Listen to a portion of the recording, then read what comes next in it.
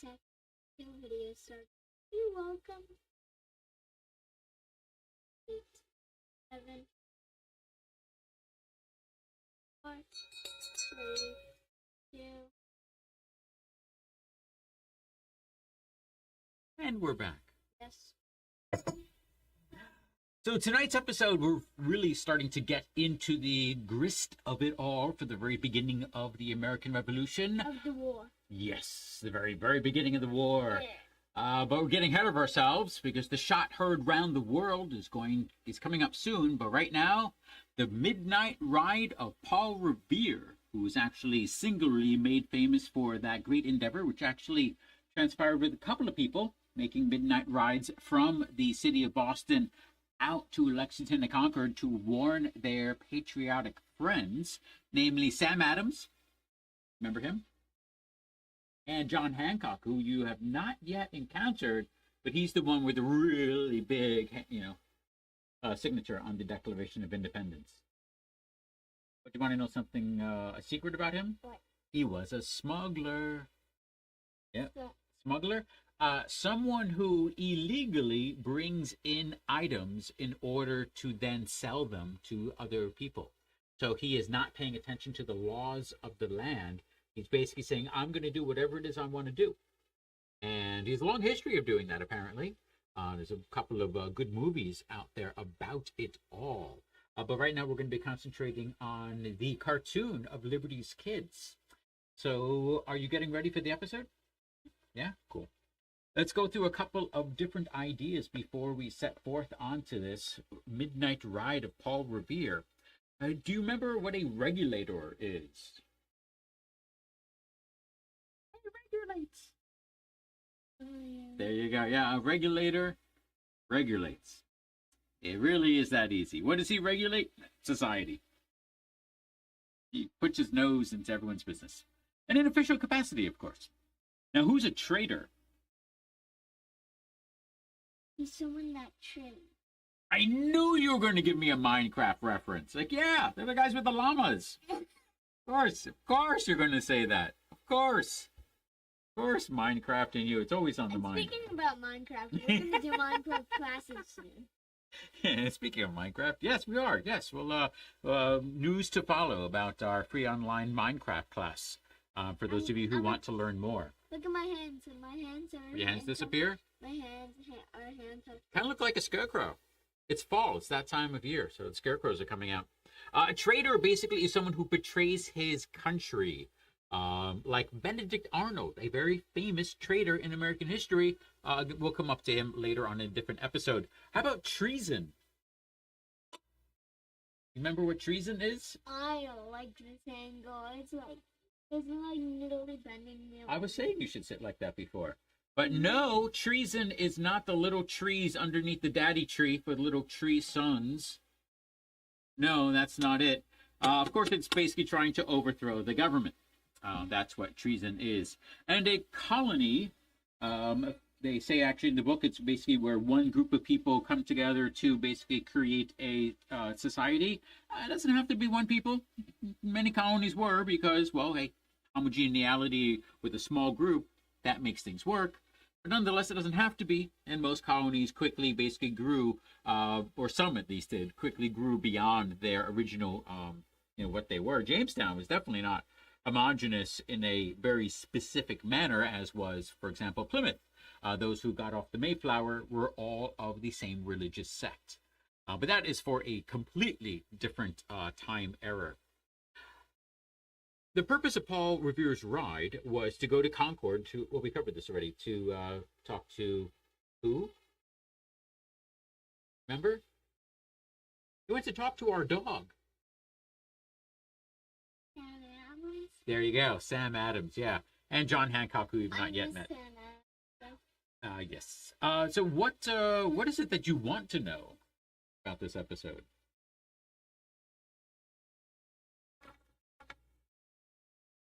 I don't know what you're telling me.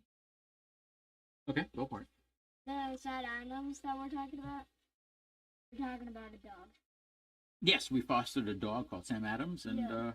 that was a very nice dog, very fun. Yeah, he was a golden. He was a golden, yep. So anything else you want to learn about this episode? Please write it down in your books. Everything. Anything about Paul Revere? Like, does he drink coffee? How was he awake to do that ride? What about the horse? Seriously, does anyone ever mention the horse? How's the horse feel? Thinks he's going to sleep for the night. All of a sudden, he's like, what? Go past what? Really? I can't see anything. No one ever talks about the horse. No one. No, Really? because Seriously. they started like at. Yeah. Well, I'm going to pay special attention to the horse as we watch this next episode, Midnight Ride, which is episode 5 in Liberty's Kids. Please look to the chat for the link to the video. Here we go. Getting too hot here, but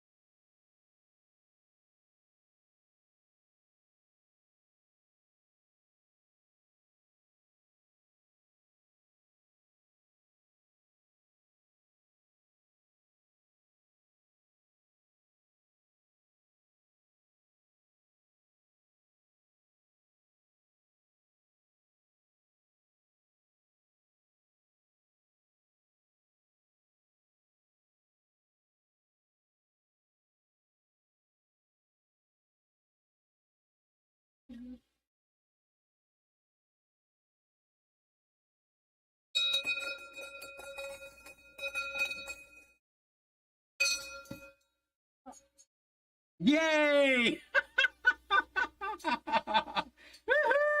Woohoo!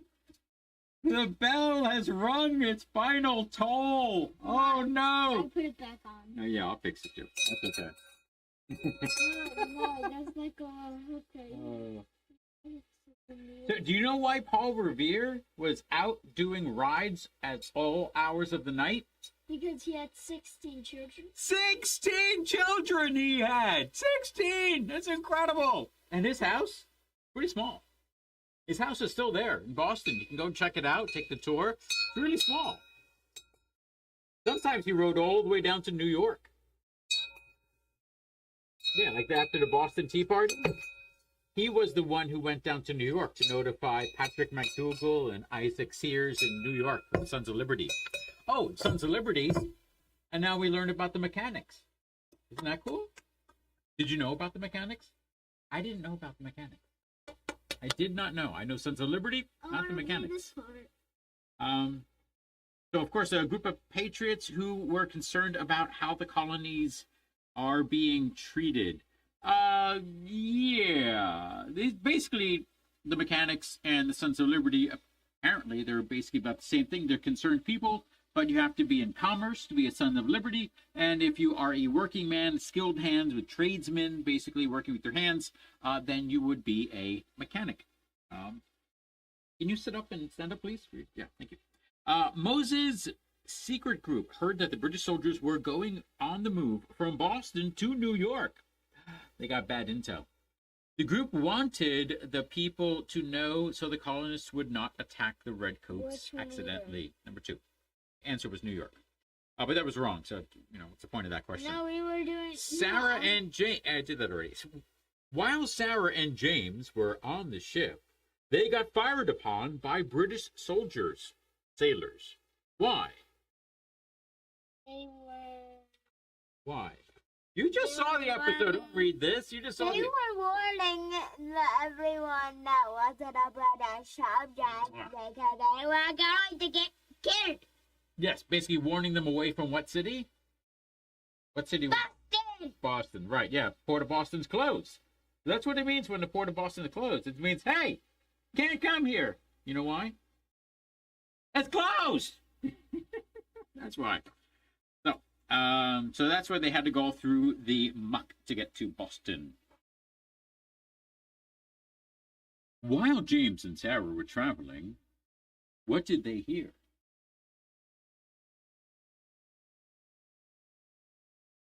That the regulars were not going to New York, but were in fact going to Lexington and Concord. Yeah. You have not been there yet. We got to go check that place out. It's really fun. They do a reenactment there every year, Lexington and Concord.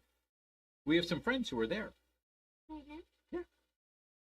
Friends that lived it? Yeah. Where? Lexington and Concord. Where in Concord? Oh, I'm not going to promote that like this. Dr. Warren interrogated. Do you know what it is to be interrogated? Do you know? Have you heard of interrogation before? What do you know about being interrogated? You give it up now. Tell me everything you know about interrogation. Tell me, when did you first hear about interrogation? How long have you known about interrogation? What means of interrogation do you know about? Tell me now. I want to know. That is interrogation. Or ask questions to James and Sarah. Why did Dr. Warren ask questions to James and Sarah? Because he wanted to make sure that they were not spies. A lot of spies in the 18th century. Really, it's... Wait. A lot of spies. Yeah. A lot of spies in the I 18th want to century. do this one. Just different lifestyle. The internet wasn't created like Benjamin Franklin was just wishing.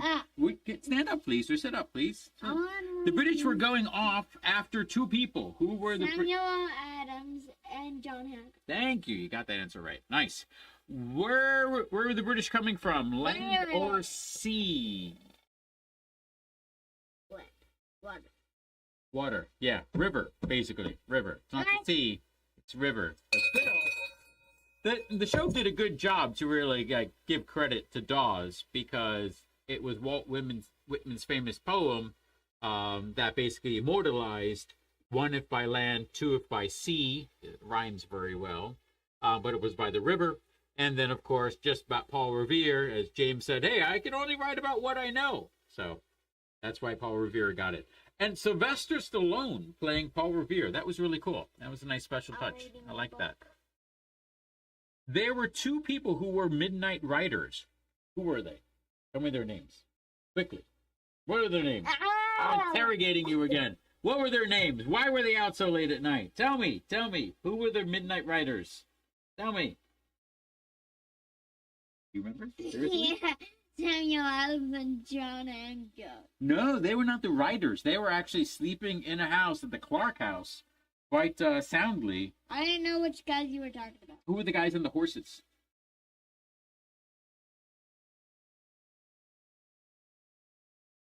Oh, One of them has 16 children.